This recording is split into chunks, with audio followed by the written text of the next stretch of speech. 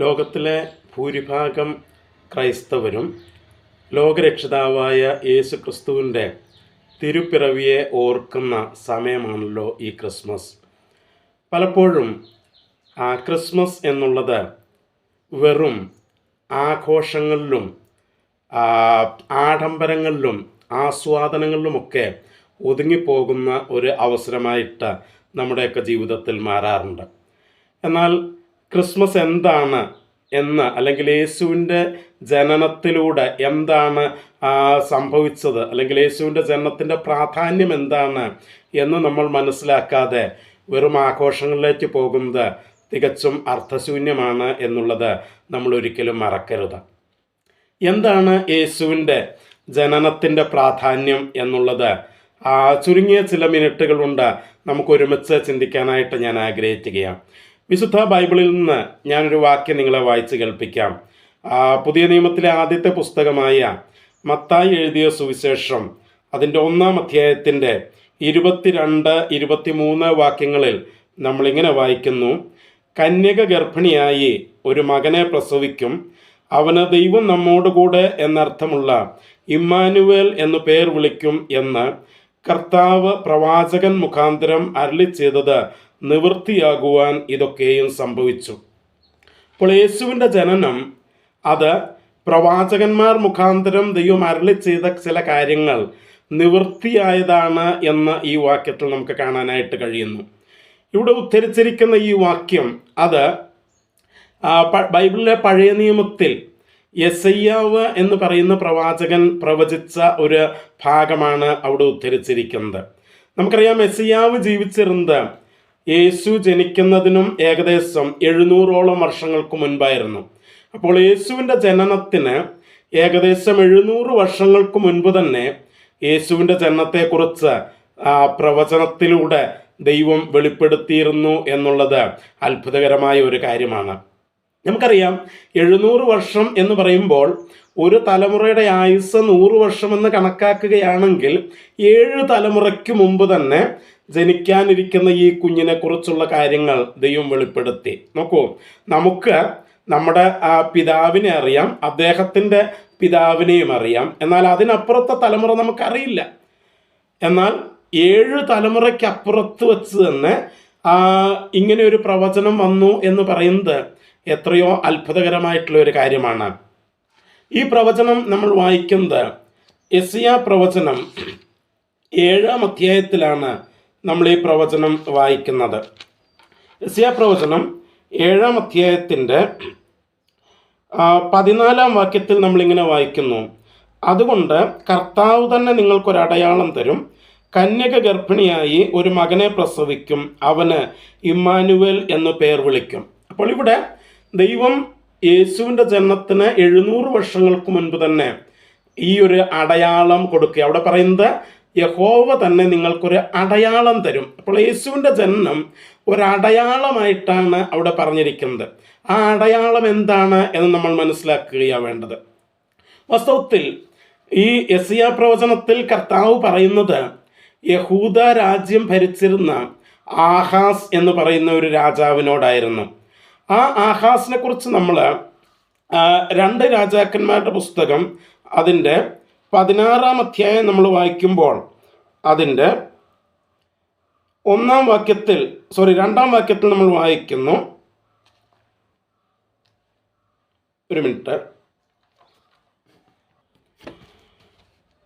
2 രാജാക്കന്മാരുടെ പുസ്തകം 16-ാം അധ്യായത്തിൻ്റെ 2-ാം വാക്യം: ആഹാസ് വാഴ്ച തുടങ്ങിയപ്പോൾ അവന് 20 വയസ്സായിരുന്നു. അവൻ യെരൂശലേമിൽ 16 സംവത്സരം ഭരിച്ചു. തൻ്റെ പിതാവായ ദാവീദ് ചെയ്തതുപോലെ തൻ്റെ ദൈവമായ യഹോവയ്ക്ക് പ്രസാദമായുള്ളത് ചെയ്തില്ല. അപ്പോൾ ദൈവത്തെ പ്രസാദിപ്പിക്കാത്ത, ദൈവത്തിൻ്റെ കൽപ്പനകൾ അനുസരിക്കാത്ത, ദൈവത്തിൻ്റെ വഴിയിൽ നടക്കാത്ത, സ്വന്തം വഴിയിലൂടെ നടന്ന് ദൈവത്തെ കോപിപ്പിച്ച ഒരു രാജാവായിരുന്നു ആഹാസ്. എന്നാൽ നമ്മൾ ആ ഭാഗം വായിക്കുമ്പോൾ ആഹാസിൻ്റെ ജീവിതത്തിൽ ഒരു വലിയൊരു പ്രതിസന്ധി വന്നു. അതായത് സിറിയയിലെ രാജാവും ഇസ്രായേൽ രാജാവും ഒരുമിച്ച് ചേർന്ന് തന്നോട് യുദ്ധം ചെയ്യാനായിട്ട് വരികയാണ്. അവരുടെ മുമ്പിൽ തനിക്ക് പിടിച്ചു നിൽക്കാനായിട്ട് കഴിയാതെ, തനിക്ക് പരിഹരിക്കാൻ കഴിയാത്ത ഒരു പ്രശ്നത്തിൻ്റെ മുമ്പിൽ താൻ എത്തിയപ്പോൾ ദൈവം തന്നെ തൻ്റെ അടുക്കലേക്ക് തന്നെ സഹായിക്കാനായിട്ട് വരികയാണ്.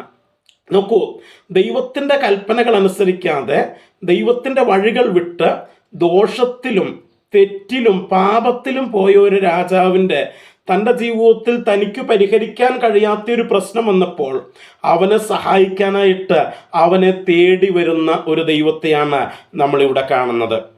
മാത്രമല്ല, യെശയ്യാ പ്രവചനത്തിൽ നമ്മൾ വായിക്കുന്നു, അതിൻ്റെ 7-ാം അധ്യായത്തിൽ നമ്മൾ വായിക്കുന്നു, ദൈവം ആഹാസിനോട് ചോദിക്കുകയാണ്, നീ എന്ത് ചെയ്യണം, നീ സ്വർഗത്തിലോ ഭൂമിയിലോ ഉള്ള ഒരു അടയാളം എന്നോട് ചോദിക്കാനായിട്ട് ദൈവം അവനോട് പറയുന്നുണ്ട്. അതിൻ്റെ 11-ാം വാക്യത്തിൽ നമ്മൾ വായിക്കുന്നു, 7-ാം അധ്യായത്തിൻ്റെ 11-ാം വാക്യത്തിൽ, നിന്റെ ദൈവമായ യഹോവയോട് താഴെ പാതാളത്തിലോ മീതെ ഉയരത്തിലോ ഒരടയാളം ചോദിച്ചുകൊള്ളുക എന്ന് കൽപ്പിച്ചു.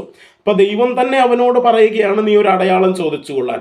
അപ്പൊ അതിന് ആഹാസ് മറുപടി പറയുന്നത്, ഞാൻ യഹോവയെ പരീക്ഷിക്കുകയില്ല, ഞാൻ അടയാളം ചോദിക്കുകയില്ല എന്നാണ്.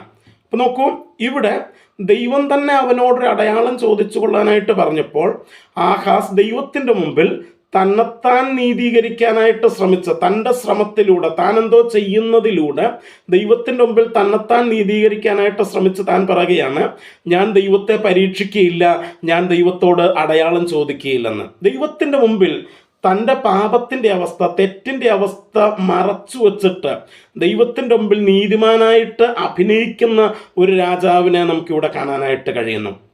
മൂന്നാമത് നമ്മളവിടെ മനസ്സിലാക്കുന്നത്, ഈ ആഹാസിനോട് ദൈവം ഞാൻ നിന്നെ സഹായിക്കാം എന്ന് പറയുമ്പോൾ ദൈവത്തിൻ്റെ സഹായം സ്വീകരിക്കാതെ അവൻ അസീറിയൻ രാജാവിൻ്റെ സഹായത്തിന് വേണ്ടി ആവശ്യപ്പെടുകയും ദൈവത്തിൻ്റെ ആലയത്തിലുണ്ടായിരുന്ന പാത്രങ്ങളും മറ്റെല്ലാ സാധനങ്ങളും എടുത്ത് സമ്മാനമായിട്ട് അസീറിയൻ രാജാവിന് കൊടുത്തേറ്റുകയും ചെയ്യുകയാണ്. നോക്കൂ, ദൈവം അവനെ സഹായിക്കാമെന്ന് പറയുമ്പോൾ ദൈവത്തിൻ്റെ സഹായം തിരസ്കരിച്ചുകൊണ്ട് സ്വന്തം കഴിവിലും സ്വന്തം ബുദ്ധിയിലും സ്വന്തം പ്ലാനിലുമൊക്കെ ആശ്രയിച്ച് തൻ്റെ പ്രശ്നം പരിഹരിക്കാനായിട്ട് ശ്രമിക്കുന്ന ഒരു രാജാവ്. ഇപ്പം 3 കാര്യങ്ങൾ നമ്മൾ പറഞ്ഞു. 1, ദൈവത്തെ അന്വേഷിക്കാത്ത, ദൈവത്തിൻ്റെ വഴിയിൽ നടക്കാത്ത രാജാവ്. 2, ദൈവത്തിൻ്റെ മുമ്പിൽ തൻ്റെ പാപം മറച്ചു വെച്ച് താൻ നീതിമാനാണെന്ന് അഭിനയിക്കുന്ന രാജാവ്. 3, ദൈവം തനിക്ക് വച്ചിരിക്കുന്ന പരിഹാരമാർഗം അത് വേണ്ടെന്ന് വെച്ച് സ്വന്തം വഴിയിലൂടെ സ്വന്തം പരിശ്രമത്തിലൂടെ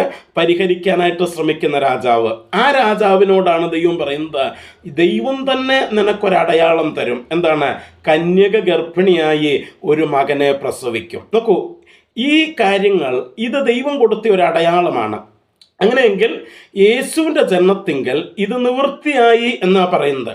നോക്കൂ, യേശുവിൻ്റെ ജന്മത്തിങ്കിലും ഇന്നത്തെ നമ്മുടെ മനുഷ്യ സമൂഹത്തെയും നമ്മൾ നോക്കുകയാണെങ്കിൽ ആ രാജാവിൻ്റെ ജീവിതത്തിലെ ആ 3 പ്രത്യേകതകളും ഇന്നത്തെ മനുഷ്യൻ്റെ ജീവിതത്തിൽ നമുക്ക് കാണാനായിട്ട് കഴിയും. 1, എല്ലാവരും ദൈവത്തിൻ്റെ കൽപ്പനകൾ മാറ്റിവെച്ച്, ദൈവത്തിൻ്റെ കൽപ്പനകൾ മറന്ന്, ദൈവത്തിൻ്റെ വചനം പുറകിലെറിഞ്ഞു കളഞ്ഞ് ദൈവത്തിന് വിരോധമായിട്ട് ദൈവത്തെ മറന്നുകൊണ്ട് സ്വന്തം ഇഷ്ടപ്രകാരം അവനവനെ തന്നെ പ്രസാദിപ്പിക്കാനായിട്ട് ജീവിക്കുന്ന ഒരു അവസ്ഥ ഇന്നത്തെ ലോകത്തിൽ മുഴുവൻ നമുക്ക് കാണാം. ബൈബിൾ പറയുന്നു, ഒരു വ്യത്യാസവുമില്ല, എല്ലാവരും പാപം ചെയ്ത് ദൈവ തേജസ്സിൽ നിന്ന് താഴെ വീണിരിക്കുന്നു എന്ന് വേദപുസ്തകം നമ്മളെ പഠിപ്പിക്കുന്നു. 2, ആ പാപിയായ മനുഷ്യൻ ഒരിക്കലും ദൈവത്തിൻ്റെ മുമ്പിൽ സ്വയം പാപിയാണെന്ന് ഏറ്റുപറയുകയോ ദൈവത്തിൻ്റെ മുമ്പിൽ തന്നെത്താൻ താഴ്ത്തുകയോ ചെയ്യാനായിട്ട് ശ്രമിക്കാതെ അവൻ സ്വന്തം നീതിയിലും ഒക്കെ ആശ്രയിച്ച് ദൈവത്തിൻ്റെ മുമ്പിൽ അവനെ തന്നെ നീതിമാനായിട്ട് പ്രൊജക്റ്റ് ചെയ്യാനായിട്ട് അവൻ ശ്രമിക്കുകയാണ്. നോക്കൂ, അവൻ ദൈവത്തിൻ്റെ മുമ്പിൽ ചെന്നിട്ട് അവൻ പലപ്പോഴും നമ്മൾ ചെയ്യുന്നത്, നമ്മൾ ഒരു തെറ്റും ചെയ്തിട്ടില്ല എന്ന് ഭാവിക്കുന്നത് നമുക്ക് കാണാനായിട്ട് കഴിയും. പലപ്പോഴും പലരുമായിട്ട് സംസാരിക്കുമ്പോൾ അവരൊക്കെ പറയുന്നത്, ഞങ്ങളങ്ങനെ തെറ്റൊന്നും ചെയ്തിട്ടില്ല, ഞങ്ങൾ മറ്റുള്ളവരോട് നന്നായിട്ട് ഇടപെടുന്നത് എന്നൊക്കെ പറഞ്ഞ് സ്വയം നീതീകരിക്കാനായിട്ട് ശ്രമിക്കുന്ന ഒരു സമൂഹത്തെയാണ് ഇന്നത്തെ കാലഘട്ടത്തിൽ നമുക്ക് കാണാനായിട്ട് കഴിയുന്നത്. 3 നമ്മൾ കാണുന്നത്, ദൈവം അവർക്ക് വേണ്ടി ഒരുക്കിയിരിക്കുന്ന ആ വഴി, അത് തള്ളിക്കളഞ്ഞിട്ട് സ്വന്തം പ്രയത്നത്തിലൂടെ തങ്ങളുടെ പരിഹാരം, പാപം പരിഹരിക്കാനായിട്ട് ശ്രമിക്കുന്ന ഒരു കൂട്ടം ആളുകളെ നമുക്ക് കാണാനായിട്ട് കഴിയുന്നുണ്ട്. നോക്കൂ, അവർ സൽക്കർമ്മങ്ങളിലൂടെ, ദാനധർമ്മങ്ങളിലൂടെ, തീർത്ഥയാത്രകളിലൂടെ, എന്തൊക്കെയൊക്കെ ചെയ്തു കൂട്ടുന്നതിലൂടെ സ്വയം പാപം പരിഹരിക്കുവാനായിട്ട് ശ്രമിക്കുന്ന ഒരു കൂട്ടം ജനമാണ് ഇന്ന് ജീവിച്ചു കൊണ്ടിരിക്കുന്നത്. അന്നത്തെ കാലത്ത് ആ രാജാവിൻ്റെ ജീവിതത്തിൽ ഉണ്ടായിരുന്ന എല്ലാ പ്രത്യേകതകളും ഉൾക്കൊള്ളുന്ന ഇന്നത്തെ നമ്മളോടും ദൈവം പറയുന്നത്, നോക്കൂ, നിങ്ങൾക്ക് ഞാനൊരു അടയാളം തന്നിരിക്കുന്നു. എന്താണ്? കന്യക ഗർഭിണിയായി ഒരു മകനെ പ്രസവിച്ചിരിക്കുന്നു, യേശു. എന്തിനാണ് യേശുവിനെ ദൈവം ഈ ലോകത്തിലേക്ക് അപ്രകാരം ഒരടയാളമായിട്ട് അയച്ചത്? മറ്റൊന്നിനുമല്ല, നമ്മുടെ ഏറ്റവും വലിയ പ്രശ്നമായ പാപം പരിഹരിക്കേണ്ടതിനാണ്. നോക്കൂ, പാപം ചെയ്ത് ദൈവത്തിൽ നിന്ന് അന്യപ്പെട്ടുപോയ, ദൈവവുമായിട്ടുള്ള ബന്ധം നഷ്ടപ്പെട്ടുപോയ എന്നെയും നിങ്ങളെയും ആ ദൈവവുമായിട്ടുള്ള ബന്ധത്തിലേക്ക് മടക്കിക്കൊണ്ടുവരാനായിട്ട്, നമുക്ക് സ്വയമായിട്ട് പരിഹരിക്കാൻ കഴിയാത്ത ഈ പ്രശ്നത്തിൽ നിന്ന് നമ്മെ രക്ഷിക്കുവാനായിട്ടാണ് ദൈവം യേശുവിനെ ഈ ലോകത്തിലേക്ക് അയച്ചത്. അതിൻ്റെ ഓർമ്മയാണ് ഈ ക്രിസ്മസിൽ നമ്മൾ മനസ്സിലാക്കേണ്ടത്, ഓർക്കേണ്ടത്. നോക്കൂ, യേശു ഈ ലോകത്തിലേക്ക് വന്നു നമ്മെ രക്ഷിക്കേണ്ടതിന്. അവൻ നമ്മുടെ മുഴുവൻ പാപവും അവൻ്റെ മേൽ ഏറ്റെടുത്ത് അവൻ്റെ ശരീരത്തിൽ നമ്മുടെ പാപത്തിൻ്റെ ശിക്ഷ മുഴുവൻ അവൻ അനുഭവിച്ചു. കാൽവരിയിലെ ആ കുരിശിൽ അവൻ മരിച്ചപ്പോൾ അവൻ നമ്മുടെ പാപത്തിന് വേണ്ടിയാണ് മരിച്ചത്. നമുക്ക് പകരമായിട്ട്, നമ്മുടെ സ്ഥാനത്ത് നമ്മെ രക്ഷിക്കുവാനായിട്ട് യേശു മരിച്ചു. ഇനി നമ്മൾ എന്താണ് ചെയ്യേണ്ടത്? ആ യേശുവിൽ വിശ്വസിക്കുക. ബൈബിൾ യോഹന്നാന്റെ സുവിശേഷം 1-ാം അധ്യായത്തിന്റെ 12-ാം വാക്യത്തിൽ നമ്മളിങ്ങനെ വായിക്കുന്നു, അവനെ കൈക്കൊണ്ട് അവൻ്റെ നാമത്തിൽ വിശ്വസിക്കുന്ന ഏവർക്കും ദൈവമക്കളാകുവാൻ അവൻ അധികാരം കൊടുത്തു. നോക്കൂ, മനുഷ്യനെ ദൈവത്തിൻ്റെ മക്കളാക്കേണ്ടതിന് ദൈവത്തിൻ്റെ പുത്രനായിരുന്നവൻ മനുഷ്യനായി തീർന്ന ആ തിരുപ്പിറവിയുടെ ഓർമ്മ ആചരിക്കുന്ന അവസരമാണ് ഈ ക്രിസ്മസ് എന്ന് പറയുന്നത്. ഈ സന്ദേശം കേൾക്കുന്ന എല്ലാ പ്രിയപ്പെട്ടവരുടെയും ജീവിതത്തിൽ ക്രിസ്മസ് വെറുമൊരു ആഘോഷം എന്നുള്ളതിനപ്പുറത്ത് ക്രിസ്മസിൻ്റെ അർത്ഥം എന്താണ്?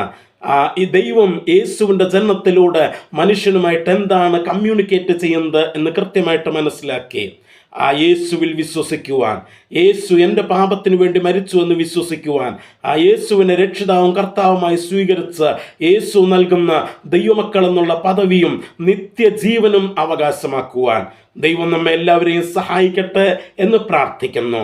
നിങ്ങൾക്ക് ഈ കാര്യത്തിനെക്കുറിച്ച് എന്തെങ്കിലും കൂടുതലായിട്ട് അറിയുവാൻ താല്പര്യമുണ്ടെങ്കിൽ, എന്തെങ്കിലും സംശയമുണ്ടെങ്കിൽ, ഇവിടെ കാണുന്ന ഈ ഫോൺ നമ്പറിൽ നിങ്ങൾക്ക് ബന്ധപ്പെടാം. നിങ്ങളുമായിട്ട് ഈ കാര്യങ്ങൾ കൂടുതൽ ചർച്ച ചെയ്യാനായിട്ട് ഞങ്ങൾക്ക് സന്തോഷമേ ഉള്ളൂ. എല്ലാ പ്രിയപ്പെട്ടവർക്കും എറണാകുളത്തുള്ള ചർച്ച് അറ്റ് വൈറ്റിലയുടെ ഹൃദയം നിറഞ്ഞ അർത്ഥപൂർണമായ ക്രിസ്മസ് ആശംസകൾ നേരുന്നു. ദൈവം നിങ്ങളെ ധാരാളമായി അനുഗ്രഹിക്കട്ടെ.